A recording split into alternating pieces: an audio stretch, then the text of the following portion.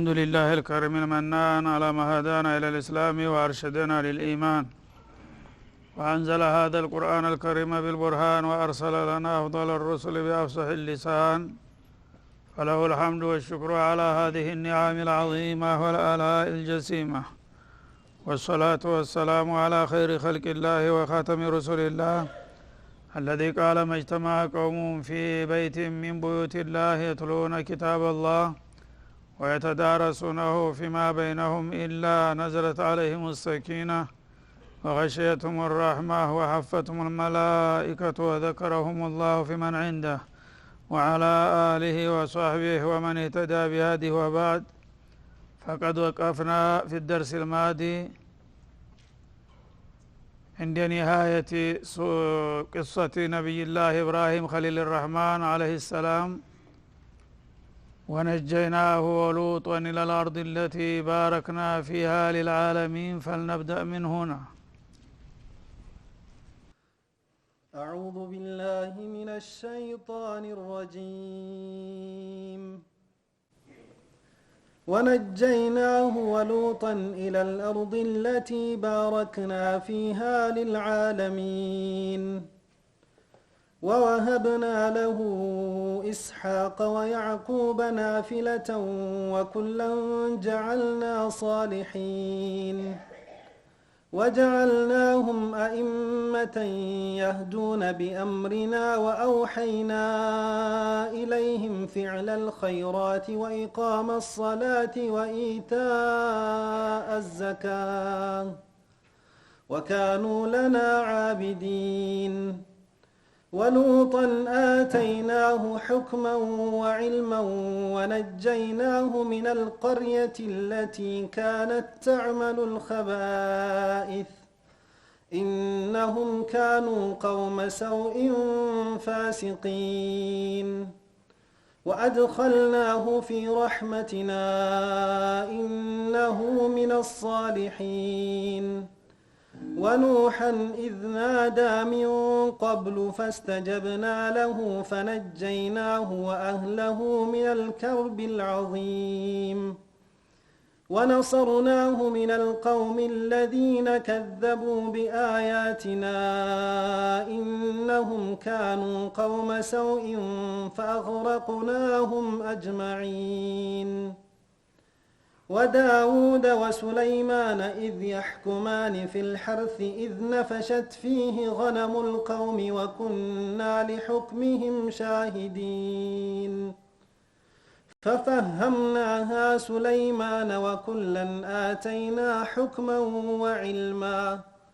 وسخرنا مع داود الجبال يسبحن والطير وكنا فاعلين، وعلمناه صنعة لبوس لكم لتحسنكم من بأسكم فهل أنتم شاكرون. ولسليمان الريح عاصفة تجري بأمره إلى الأرض التي باركنا فيها وكنا بكل شيء عالمين. ومن الشياطين من يغوصون له ويعملون عملا دون ذلك وكنا لهم حافظين. وأيوب إذ نادى ربه أني مسني الضر وأنت أرحم الراحمين، فاستجبنا له فكشفنا ما به من ضر، وآتيناه أهله ومثلهم معهم رحمة من عندنا وذكرى للعابدين. وإسماعيل وإدريس وذا الكفل كل من الصابرين، وأدخلناهم في رحمتنا إنهم من الصالحين. وذا النون إذ ذهب مغاضبا فظن أن لن نقدر عليه فنادى في الظلمات أن لا إله إلا أنت سبحانك إني كنت من الظالمين. فاستجبنا له ونجيناه من الغم وكذلك ننجي المؤمنين وزكريا إذ نادى ربه رب لا تذرني فردا وأنت خير الوارثين فاستجبنا له ووهبنا له يحيى وأصلحنا له زوجه إنهم كانوا يسارعون في الخيرات ويدعوننا رغبا ورهبا وكانوا لنا خاشعين بسم الله الرحمن الرحيم ባለፈው ሳምንት ስለ ነብያት ታሪክ ተጀምሮ ነበር መጀመሪያ የሙሳና የሃሩንን ባጭሩ ከዛ ትንሽ ሰፋ ባለ መልኩ ስለ ነብዩላህ ኢብራሂም ታሪክ ነበረ የኢብራሂም ታሪክ እንግዲህ አቡል አንቢያ ናቸው እንደሚታወቀው ቀጥሎ ለሚመጡት ነብያቶች ሁሉ በሙሉ ዘረግ እንዲሆኑት እሳቸው ናቸው እናሳቸው ኢማሙል አንቢያ ወሰይዱል ሁነፋ በመባል ይታወቃሉ የነብያት ሁሉ አንድ መሪ አንጋፋ አባት ናቸው ከሳቸው በኋላ በቀጥታ በአለም ላይ የነበሩ ነብያቶች ከሳቸው ጋር ዝርያቸው ይገናኛል እና ይህ ነብይ አላህ Subhanahu Wa Ta'ala يخرج الحي من الميت እንዳለው አባታቸው የታወቀ ጣዖታዊ ነበረ የጣዖት አከፋፋይ ነበረ እና ገና በለጋድሚያቸው ከልጅነታቸው በቤትና በቤተሰባቸው የሚያዩትን አስቀያሚ ሁኔታ ሲቃወሙ አድገው በመጨረሻ አላህ Subhanahu Wa Ta'ala የነብዋ ካባ ሲደርብላቸው በጣዖት ላይ የማያዳግም እርምጃ በመውሰድ ራሳቸውን ለአደጋ ማጋለጣቸውና ከነ ህይወታቸው እሳት መጨመራቸው አላህ ግን Subhanahu Wa Ta'ala ታይቶ ሰምቶ የማይታወቅ መልኩ ኩኒ በርደ ወሰላምን አላ ኢብራሂም በማለት እሳትን እሳቸውን እንዲያትነካ እሳቸው እንደምንጣፍ እንደሰጃዳ እንዲሆኑና ፉሙ ላይ ቆመው እንዲሰግዱ አድርጎ በተአምር እንዳዳናቸው ከዛ በኋላ እንግዲህ በዛ አካባቢ ያሉ ሰዎች የመጨረሻ አውሬዎችና አረመኔዎች ከመሆናቸው የተነሳ ሰውን ከነ ህይወቱ እሳት የሚማግዱ ካሁን በኋላ ያምናሉ ኸይር ይቀበላሉ ተብሎ ተስፋ ስለማይደረግ ኢኒ ሙሃጅሩን ኢላ ረቢ ሰይህዲን እንግዲህ የናንተን ነገር አየሁኝ ጨረስኩኝ ወደ ጎረቤት ሀገር ደግሞ ጌታዬ ወደ አዘዘኛ አቅጣጫ ተንቀሳቅሼ ሌላ እድል መሞከር አለብኝ ብለው ተፈለስጢን በመነሳት ወደ ሱታ ኢራቅ ባቢል ከሚባል አካባቢ ተነስተው ወደ ፍልስጤም እንደተሻገሩና እዛ አካባቢ ጥሩ ያቀባበል እንደተደረገላቸው ሂጅራቸው እንደተሳካና እምነታቸውም በዛ አካባቢ ለማሰራጨት እንደቻሉ ገልጦ ነበር ባጭሩ የቆምነው ማለት ነው ከዛ በኋላ እንግዲህ በማያያዝ አላህ Subhanahu Wa Ta'ala አሁንም የሌላ ነብያትን ባጭሩ ይቀጥላል ወነጀይናሁ ወሉጠን ኢላ الارض التي باركنا فيها للعالمين ነብዩላህ ኢብራሂም ያ በጣም አስከፊና የከፋፊ የሆነ ቅጣት ተተፈጸመባቸውና አላህ ካዳናቸው በኋላ እሱንና ባለቤቱን ከዛ ከአረመኔዎች ሀገር አወጣናቸው ይላል እንዲሁም ደግሞ ብቸኛ ረዳትና አገልጋያቸው የነበሩት ሉጥ ወጣት ነበሩ የወንድማቸው ልጅ ናቸው ያሳደጓቸው ራሳቸው ኢብራሂም ናቸው እሱም አምኖላቸው ነበርና በሌላው አያት ፈአመነ ለሁ ሉጡን ወቃለ ኢኒ ሙሃጅሩን ኢላ ረቢ ሁለት ግለሰቦችን ብቻ አፍርተው ተኢራቅ ባለቤታቸውንና የወንድማቸውን ልጅ ይዘው ወደ ጎረቤት ሀገር ተሰደዱ ማለት ነው ምክንያቱም ሰዎቹ እዛ አካባቢ የሚያኖሯቸው አልሆኑምና አለቲ ባረክና ፊሃ ማለት የተባረከች ወደ ሆነችው ክልል እንዲዛወሩ አደረግናቸው የተባረከች ክልል የምትባለው ሻም ሀገር ናት ማለት ነው ሻም ሀገር ሰፊ ነው ዛሬ 4 ሀገሮች ናቸው በዛ ጊዜ በአንድ ስም ነበር የሚጠሩት ማለት ነው ማለት የዛሬው ሱሪያና ሉብናን ፍልስጤንና ኡርዱን ሻም በሚለው ውስጥ ይካተታሉ ስለዚህ ፍልስጤም ላይ እንግዲህ ዋና ቦታቸውን ታረጉ በኋላ በሻም ሀገር ላይ ዳዕዋቸውን ማሰራጨት ጀመሩ ማለት እና ባረክና ፊሃ ያለበት ነው አንደኛ አገሪቱ በጣም ለምለም ናት እና በጣም ተማንኛውም ሀገር የበለጠ የአትክልት ሀገር ናት የውሃዎች የምንጮች የጅረቶች መናኸሪያ ናት ማለት ነው ሁሉ ጊዜ ለምለም ጀነቱ ዱንያ ትባል ነበር በወትሮ ጊዜ ዛሬ አድርገውና እንደገና ደግሞ በዲን አብዛኛዎቹ የአላህ ነብያቶች የተላኩትና የተሰራጩት በዛ ክልል ነው ለዓለም በሙሉ ንቡዋ የሚሰራጨው ከዛ አካባቢ ነው ማለት ነው ስለዚህ በዲንም በዱንያም የበለጸገችና የተባረከች በሆነችው ክልል እንዲኖር አደረግነው ወዳጃችንን ይላል ለዓለሚን ለዓለም ህዝቦች ሁሉ በተምሳሌነት የምትጠቀስ ወደ ሆነችው የተባረከችው ክልል እንዲሄዱ አደረግናቸው ይላል ከዚያ በኋላ እንግዲህ በሀገራቸው ቤታቸውን ንብረታቸውን ወዳጅ ዘመዶቻቸውን ትተው ስለሄዱ ለአላህ ብለው ብቸኛ ባይተዋር ሆኑ ያኔ እንዳጋጣሚ ሆኖ ደግሞ ልጅም አልተወለደላቸው ነበርና ሰው ሀገር ሄደው ምንም አቀባበል ቢደረግላቸው ብቸኝነት ይሰማቸው ስለነበረ ዱዓ ማድረግ ጀመሩ ልጅ ስጠኝ በዚህ በአላማዬ እኔን ተክቶ የሚንቀሳቀስና አላማዬን የሚያራምር ልጅ ስጠኝ እያሉ ለብዙ አመታት ልጅ ሲመኙ ቆዩ አላህ ደግሞ ለህክማው አዘገየባቸው ማለት ነው እድሜያቸው በጣም እየገፋ ሄዶ 100 ቤት ገቡ ባለቤታቸው ወደ 90 ምናምን ሆነች እሷ ደግሞ መካናት ወልዳ ጭራሽ አታውቅም ማለት ነው በመጨረሻ ባለቀ ሰዓት እንግዲህ ካሁን በኋላ ብንወልድስ ማን ያሳድገዋል በሚሉበት ደረጃ ላይ ሲደርሱ አላህ ቤታቸውን ተቀብሎ ወሃብና ለሁ ኢስሐቅ ይላል ኢስሐቅ የተባለ የተባረከ ልጅ ሰጠናቸው እና ኢስሐቅ የነብዩላህ ያዕቁብ አባት ማለት ነው የዩሱፍ አያት ተዛ በፊት እስማኤል ተወልደውላቸዋል እስማኤል ያው ካገልጋያቸው ነው የተወለዱት ተሃጀሩ እሳቸውም ያደጉት መካ አካባቢ ነው ካንጋፋይቱ ባለቤታቸው ከሳራ ነው አሁን ኢስሐቅ ተወለደላቸው የሚለው ማለት ነው ወአብና ለሁ ኢስሐቅ ወያዕቁብ ናፊላ እና ሁሉን ነገር ለአላህ ብለው በመተዋቸውና በመሰዋታቸው ጌታ ደግሞ ሽልማትና መጠገኛ ሰጣቸው ማለት ነው ኢስሐቅ የተባለ ልጅ የተባረከ ልጅ ሰጠነው እንደገና ያዕቁብንም በተጨማሪ ሰጠነው ይላል ኢስሐቅ በቀጥታ ልጃቸው ናቸው ያዕቁብ ግን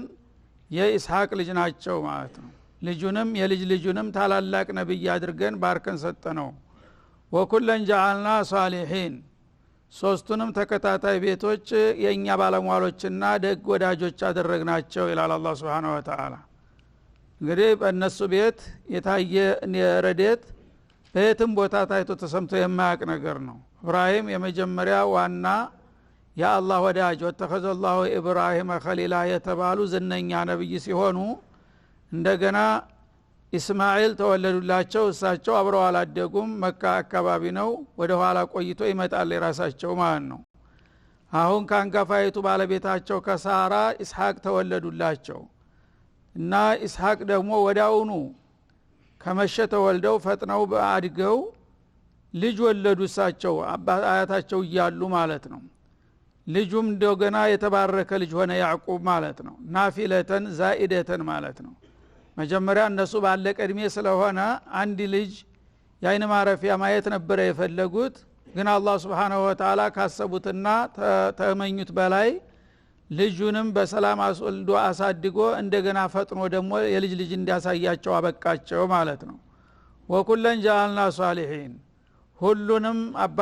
አያትየውንም አባትየውንም የልጅ ልጁንም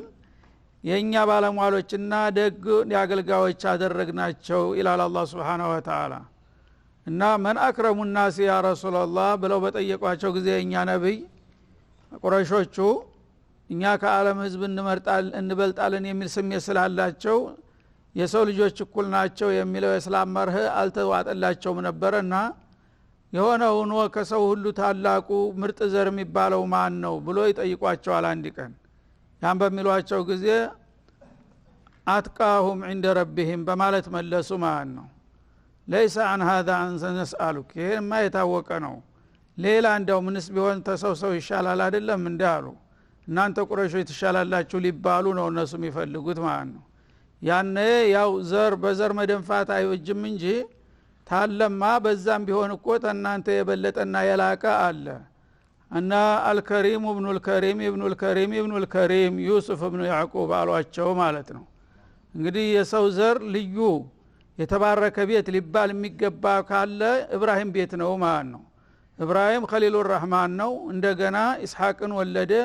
እሱም ነብይ ሙርሰል ሆነ። እንደገና ያዕቁብን ወለደ፣ እሱም ነብይ ሙርሰል ሆነ። እንደገና ዩሱፍ ወለደ ተያዕቁብ ነብይ ሙርሰል ሆነ። 5 ቤት በመደዳው ሰንሰለቱ ሳይቋረጥ የተላላቅ ነብይ ቤት ሆነ ማለት ነው። እነዚህ ሰዎች ናቸው እንግዲህ የተባረኩ ምርጥ ቤት ሊባሉ የሚገባቸው። ምክንያቱም በዚህ ሰንሰለት እስከ 5 ቤት ድረስ ሳይቋረጥ ንቡዋ የቀጠለበት ቤት የለም ሌላ ቦታ ማለት ነው። ስለዚህ ወኩለን ጀዐልና ሷሊሒን አሁን 3ቱን አነሳ ማለት ነው። ኢብራሂምን፣ ኢስሐቅን፣ ያዕቁብን፣ ዩሱፍን ያው ከዛ ቀጥለው ነው የሚመጡት ማለት ነው። እና አላህ Subhanahu Wa Ta'ala እንግዲህ يفعل ما يشاء ويحكم ما يريد የፈለገውን ይመርጣል የፈለገውን ያበልጣልና እነዚህን ቤተሰቦች በዚህ መልክ አላቃቸው በማለት እነሱም ደግሞ መስዋዕት የከፈሉ ናቸው። ዝም ብሎ በነሲብ ብቻ ሳይሆን ማንም ሰርቶት የማያውቅን ታላላቅ ጀብዱ የሰሩና ለዓለም ምሳሌና ራእያ የሆኑ ናቸውና ሁሉንም የተባረኩ ቅን አገልጋዮች አደረግናቸው ይላል። ወጀዐልናሁም አኢመተን የህዱነ ቢአምሪና እንደገና መሪዎች አደረግናቸው ከዋክብቶች በምድር ላይ ያለ ሰው ሁሉ እነሱን በአክብሮት እንደ ራእያና ምሳሌ አድርጎ የማያቸውና ፈለጋቸውን የሚከተላቸው ታላላቅ ዝነኛ ሰዎች አደረግናቸው ይላል። የህዱነ ቢአምሪና በትእዛዛችን ህዝቦቻችንን የሚመሩ ብሎ በዘፈቀድ እንደማንኛውም ባለስልጣን ሳይሆን የሚሰሩት የሚናገሩት ሁሉ ከጌታ የተሰጣቸው መመሪያ ነው እና በእኛ መመሪያ መሰረት ህዝቦቻችንን የሚያስተባብሩና የሚመሩ ትጉሃንና ኩብራን አደረግናቸው ይላል አላህ Subhanahu Wa Ta'ala። ወአውሐይና ኢለይሂም ወደ እነሱ በየተራቸው በሁቡ መልእክታችንን አስተላለፍንላቸው ፊዕለል ኸይራት አላህ የወደደውን መልካም መስራትን አገራንላቸው። ማንኛውም መልካም ስራ በዚህ ቤተሰብ ውስጥ በጣም በቀላሉ የሚከናወን ነገር ነበረ። ሰለቸን ደከመን ሳይሉ ሊተቀን በኸይር ስራ ላይ ራሳቸውን ጠምደው ዓለምን ባራያነት የሚመሩ ሰዎች ነበሩ ይላል።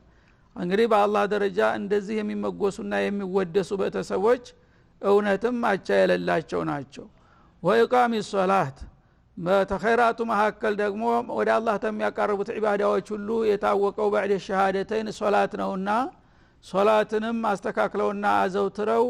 የሚቀጥሉ ትጉሃን አገልጋዮቻችን ነበሩ። ወኢታ ዘካት ግዴታ መስዋዕትንም የሚቸሩ ነበሩ። ወካኑ ለና አቢዲን እንዲያው በጥቅሉ እነዚህ ሰዎች ለኛ ፍጹም ተገዦችና አገልጋዮች ነበሩ። ከማንኛውም ሰው የበለጠ በዒባዳ ከፍተኛ ሚና የተጫወቱ ታላቅ ምሳሌዎችና ራእዮች የሆኑ ቤተሰቦች አደረግናቸው በማለት አላህ Subhanahu Wa Ta'ala ራሱ ሰጥቶ ራሱ ያወድሳቸዋል ማለት ነው። ሲወድ እንደዚህ ነውና እነዚህን እንግዲህ ቤተሰቦች አላህ Subhanahu Wa Ta'ala እስከ ዓለም ፍጻሜ ድረስ የንቡዋ ሐረግ እንዲቀጥል ያደረገው በእነዚህ ሰዎች ላይ ነውና የነሱን ታሪክ በዚህ መልኩ አስታውሷቸው።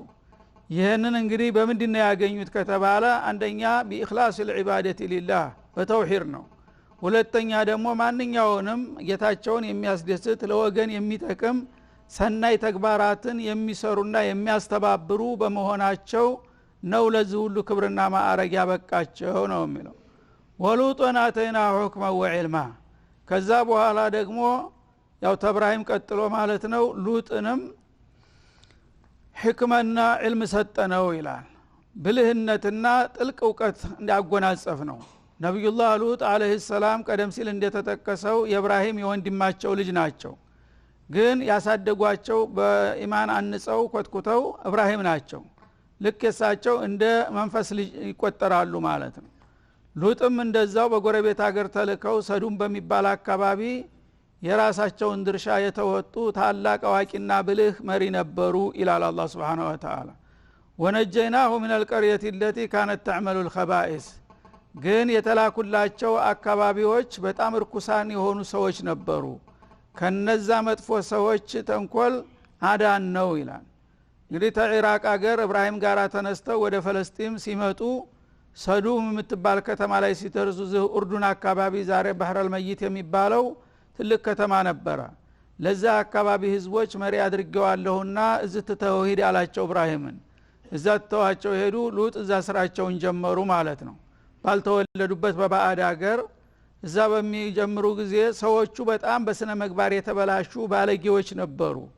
ወንድ ለወንድ ስበርሳቸው የሚዳሩ እንደገና ማንኛውም አጸያፊ መጥፎ ባህሪያት ሁሉ የሚያራምዱ ባለጌዎች ነበሩና እነዛን ሰዎች ስርዓት ለማስያዝ ሲሞክሩ እሳቸውን እንደ ባይተዋር እንደ ባዕድ በማየት የሚሰማቸው አላገኙም ማለት ነው ቢመክሯቸው ቢያስጠነቅቋቸው ምንም ሰሚ ጆሮ አላገኙም ያኔ እንዳውም ይሄ ተባራሪ ሰውዬ መጥቶ በሀገራችን በባህላችን ጣልቃ ገብቶ ለምን ይበጠብጠናል እሱን ስርዓት ማስያዝ አለብን ብለው ለመግደል ያሰሩባቸው ጀመር ማለት ነው ያኔ አላህ Subhanahu Wa Ta'ala እነሱ ያሰቡትን እርምጃ ከመውሰዳቸው በፊት በእነሱ ላይ እርምጃ በመውሰድ ገላገልነውና አዳን ነው ይላል ከተማቸውን እንደ ዳቦ አንስቶ ወደ ሰማይ ወስዶ እንደገና በመገልበጥ ይሄው ሙት ባህር የሚባለው በቦታው እንዲተኛበት ያደረገው በዛ ምክንያት ነው ማለት ነው እነዛን ሰዎች የዚህ አይነት መቀጣጫ ያደረግነው ለምንድነው ኢነሁም ካኑ ቀውመ ሰውኢን እጅግ አስቀያሚ መጥፎ ሰዎች ነበሩ ፋሲቂን ከኛ ፍቃድ ያፈነገጡ ባለጌዎች ስለነበሩ መቀጣጫ አድርገን በሱ ላይ እርምጃ እንወስዳለን ሲሉ እነሱን አስቀድመን ገላገልነው ይላል አላህ Subhanahu Wa Ta'ala ወአድኸልናሁ ፊ ረህመቲና ሉጥ ግን ሰዎቹ ባያምኑ ባይከተሉትም የራሱን ኃላፊነት ተወጥቷልና በርህራያችን በጸጋችን ውስጥ አስገባ ነው አንተ ብዙ ተከታይ አላፈራህምና ብለን እንደቀላል ሰው አላየነውም በትልቅ ደረጃ በጸጋችን ውስጥ ታስገባናቸው ሰዎች አንዱ ነው ይላል ኢነሁ ሚነ ሷሊሒን ምክንያቱም እርሱ ለኛ እጅግ በትጋትና በንቃት የታዘዘና በቅን አገልግሎቱ የታወቀ ስለነበረ ሰዎቹ ሳይጠቀሙ ይቅሩ እንጂ እሱ ግን ከሌሎች ነብዮች ባነሰ ደረጃ አናየውም ከደጋጎቹ አገልጋዮቻችን ነውና በማለት ሉጥንም ያወድሳቸዋል ከዚያ በኋላ በመቀጠል እንደገና ወደ ኋላ ተመልሶ ወደ አንጋፋው ነብይ በመምጣት ወኑሃን ወذኩር ኑሃን እንደገና እስቲ ቀደም ብሎ ደግሞ ያለፈውን ታላቁን መሪ ነብዩላህ ኑህን አውሳላቸው ይላል ኢድናዳ ሚን ቀብሉ እዝኩር ሻነሁ ኢድናዳ ረበሁ ማለት ነው ጌታውን በተጣራ ጊዜ ከዚህ ተነ ኢብራሂም በፊት ቀደም ብሎ ፈስተጀብና ለሁ እና በጭንቅ ላይ ወድቆ ከባድ ችግር ላይ በሚወድቅበት ጊዜ ጌታዬ ድረስልኝ ገላግለኝ ብሎ በተጣራ ጊዜ ምን አይነት ምላሽ እንደሰጠነው እስቲ ታሪኩን አስታውሰው ይላል እና ነብዩላህ ኑህ እንግዲህ አጥወሉል አንቢያኢ ዑምራን ወአክሰሩሁም በላአን በመባል ይታወቃሉ ከነብያቶች ሁሉ በጣም በረጅም እድሜ ለከፋት ግል የተጋለጡና እንደገና ደግሞ ብዙ ፈተና የተፈራረቀባቸው እንደሳቸው ማንም የለም በሱረቱል አንከቡት እንደሚጠቅሰው ፈለቢተ ፊም አልፈ ሰነቲን ኢላ 50 ዓማ ነብዩላህ ኑህ የአላህን አላማ እንግዲህ ለማራመድ ሪሳላቸውን ለማሰራጨት የከፈሉት መስዋዕት ማንም ሊወዳደራቸው በማይችልበት ሁኔታ ነው ለሺ 50 አመት ብቻ የጎደለው 950 አመታት ዳውቱ ቀውሚ ለይለው ወነሃራ ይላሉ እና እንደኛ በሳምንት ወይም ደግሞ በተመቻቸ ቦታ በመድረክ በወንበር ተቀምጠው ሳይሆን ስንት መከራ እያዩ ሚልሱት የሚቀምሱት እያጡ በዛው ላይ እየተሰደቡ እየተደበደቡም ሳይሰለቹ 900 አመታት የታገሉ ታላቅ ሰው ነበሩ ማለት ነው እና 900 አመታት ተጨረሱ በኋላ በዛን ወቅት የነበሩ ሰዎች እድሜያቸው ረጃጅም ነበረ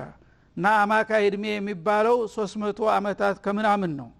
እሳቸው ግን የሶስት ገዳ የሶስት ትውልድ ጊዜ ያሳለፉ ማለት ነው ወደ አራተኛው ገቡ እና በዚህ ደረጃ እንግዲህ ታግለው በመጨረሻ ግን እዚህ ግባ የማባሉ በጣም ጥቂት ሰዎች ናቸው ያመኑላቸው የእሳቸውን ታሪክ አንሳ ይላል እና በሚቀጥለው እንመለስበታለን ወሰለላሁ ዐለ ነብይ ወሰለም